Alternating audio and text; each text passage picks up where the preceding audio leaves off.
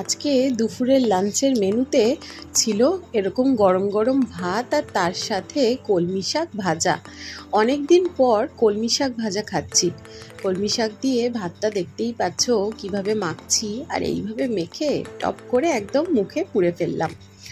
খুব ভালো হয়েছিল কলমি শাক ভাজাটা। আর তারপরেই পাতে পড়লো ডিমের কষা, আলু দিয়ে ডিমের কষা, আর তার সাথে গ্রেভি মা দিয়ে দিল। আমি কলমি শাক ভাজার সাথে খাওয়ার জন্য একটা ডুমো লঙ্কা নিয়েছিলাম, লঙ্কাটা খুব একটা বেশি ঝাল ছিল না। যাই হোক, আলুটা খুব ভালো মতন সেদ্ধ হয়েছে। আলুটা দিয়ে এই গ্রেভিটা দিয়ে ভাতটা মেখে নিই, কারণ ভীষণ ভালো হয়েছে খেতে। আর এইটুকু ভাত যেহেতু আমি সবটা দিয়ে খাবো, তো রেখে দিয়েছি কিছুটা ভাত। আর দেখতেই পাচ্ছ হয়েছে কষা কষা চিকেন, আলু দিয়ে চিকেন কষা। এটা মা কিন্তু ভীষণ সুন্দর করে। আমার পাতে একটা লেগ পিস পড়েছে।